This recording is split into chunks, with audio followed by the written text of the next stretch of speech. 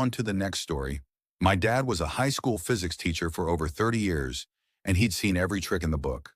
But there was one kid, let's call him Kevin, who nearly drove him insane. Kevin was smart, but he was a total slacker. He never did his homework. He bombed every pop quiz. But when the major exams came around, 100%, every single time. We're talking perfect scores on complex physics problems that stumped the valedictorian. My dad wasn't an idiot. He knew Kevin was cheating. He just couldn't figure out how. He treated it like a personal challenge. He moved Kevin to the very front row, right under his nose. Kevin aced the test. He made Kevin clear his desk completely, nothing but a pencil and a basic calculator. Kevin smiled, sat down, and aced the test.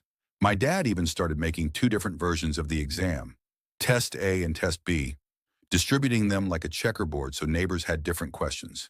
Kevin still got 100%. It bugged my dad for months, kept him up at night, until the midterm. The day of the big exam, my dad handed out the papers as usual. He walked down Kevin's row and placed Test A on his desk. Kevin looked confident. He got to work immediately.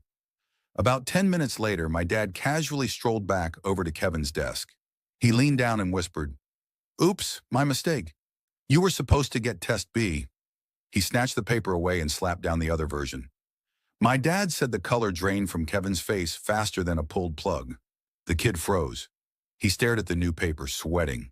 For the rest of the period, he didn't write a single answer. He failed miserably. That's when my dad cracked the mystery. It turned out my dad always alternated the rows, starting with Test A, then Test B. Kevin had a buddy in the first period physics class who sat in that exact same chair. Every time the buddy got Test A, he would write the answers on his scratch paper, but he wouldn't turn it in. At the bell, he'd toss the scratch paper into the recycling bin by the door.